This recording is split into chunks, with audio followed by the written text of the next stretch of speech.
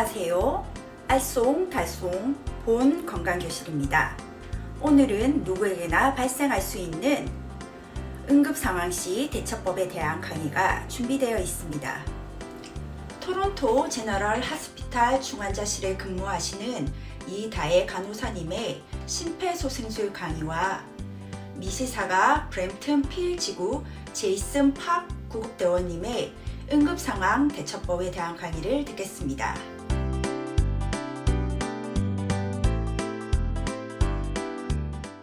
안녕하세요.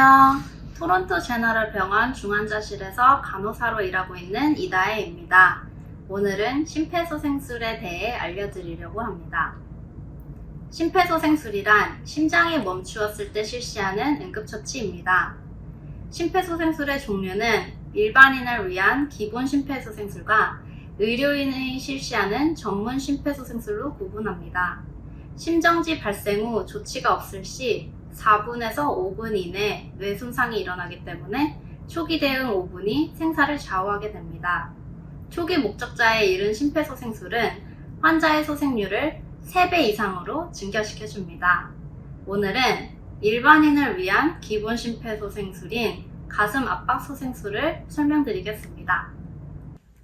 먼저 가슴 압박 전 행동 및 확인 사항을 알려드리겠습니다. 첫 번째, 환자의 반응, 호흡, 의식을 확인합니다. 어깨를 두드리면서 괜찮으세요? Are you okay? 하고 반응을 확인합니다. 반응이 없다면 무의식으로 간주합니다. 심정지 환자의 경우 헐떡이는 숨을 쉬면서 의식이 없는 것은 심정지 현상의 하나이므로 심폐소생술이 필요합니다. 두 번째, 911을 부릅니다. 주변에 사람이 있다면 도움을 청해 911을 신고 부탁합니다. 세 번째, 환자와 주위 환경이 안전한지 확인합니다. 주위 환경이 안전하면 가슴 압박을 실시합니다. 심폐소생술 중 가슴 압박이 가장 중요하며 전문 훈련을 받지 않은 일반인들은 인공호흡, 맥박 확인은 생략이 가능합니다. 다음으로 가슴 압박 순서와 방법에 대해서 알려드리겠습니다. 첫 번째, 딱딱한 평지에 사람을 눕혀 가슴 가까이 무릎을 꿇고 앉습니다. 두 번째, 양 겨드랑이 선상 중심에 손바닥 아랫면을 올려놓습니다. 세 번째, 반대쪽 손을 포개어 올려놓고 팔꿈치를 최대한 편 후 어깨가 손바닥과 수직이 되게 위치합니다. 이때 팔꿈치를 구부리지 않고 고정하는 것이 중요합니다. 네 번째, 몸의 무게를 이용하여 분당 100회에서 120회 정도의 속도로 5cm 이상의 깊이로 강하고 빠르게 압박해줍니다. 이때 각 압박 사이 가슴의 높이가 원상태로 충분히 돌아올 수 있도록 해주는 것이 중요합니다. 다섯 번째, 이 과정을 구조대가 올 때까지 반복합니다. 다음은 회복 자세에 대해서 알려드리겠습니다. 심폐소생술을 하는 동안 환자의 의식과 호흡이 돌아오는 것이 확인되면 옆으로 돌려 눕혀 기도가 막히는 것을 방지해 줍니다. 다음으로 심폐소생술 데몬스트레이션을 보여드리겠습니다. 환자의 반응, 호흡, 의식을 확인한다. 911을 부른다. 환자와 주위 환경이 안전한지 확인한다. 주위 환경이 안전하다면 가슴 압박을 실시한다. 딱딱한 평지에 사람을 눕혀 가슴 가까이 무릎을 꿇고 앉는다. 양 겨드랑이 사이 중심에 손바닥 아래변을 올려놓는다. 반대쪽 손을 포개어 올려놓고 팔꿈치를 최대한 편 후 어깨가 손바닥과 수직이 되게 위치한다. 몸의 무게를 이용하여 분당 100에서 120회 정도의 속도로 5cm 이상의 깊이로 강하고 빠르게 압박해준다. 가슴의 높이가 원상태로 충분히 올라올 수 있도록 해주는 것이 중요하다. 이 과정을 구조대가 올 때까지 반복한다. 흉부 압박을 하는 동안 환자의 의식 또는 호흡이 돌아온 것이 확인되면 옆으로 돌려눕혀 기도가 막히는 것을 방지해준다.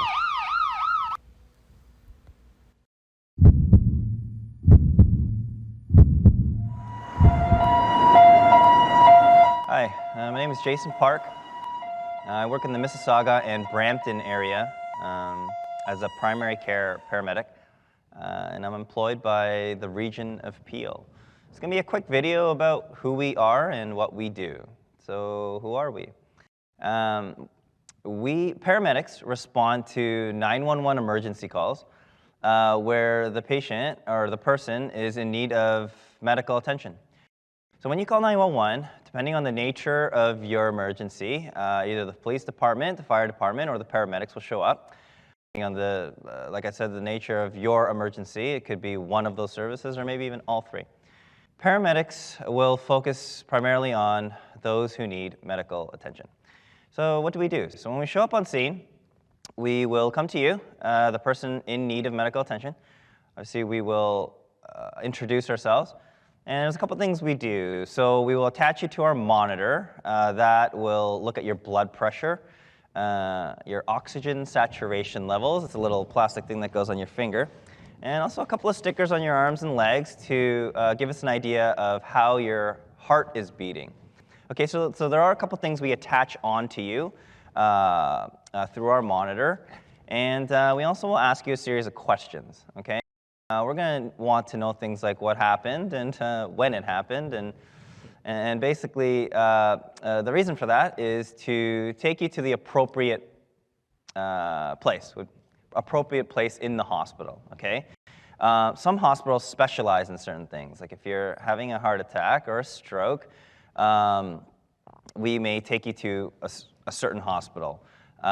If you're having like if you're involved in a traumatic accident, then some with extreme injuries, then we might take you somewhere else. For the most part, we just take you to the closest hospital. But like I said, depending on the situation, we may take you to somewhere that specializes in certain things. Okay. So going to the hospital, it will always be your choice. We can't force you. We will not kidnap you. It will always be your choice, but what I will say is that a paramedic will normally advise you or encourage you to go. The reason why I'm saying this is that there are times when the patient, after an assessment, will decide, no, I don't want to go to the hospital. And you just plainly explain that to the paramedic. And again, like I said, it will always be your choice. But we do advise people to go, and here's why.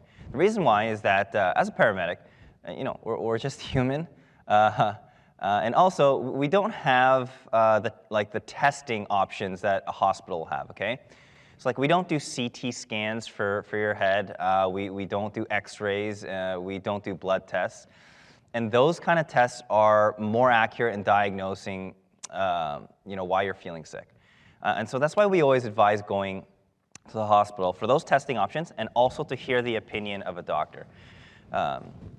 And so that's what we do.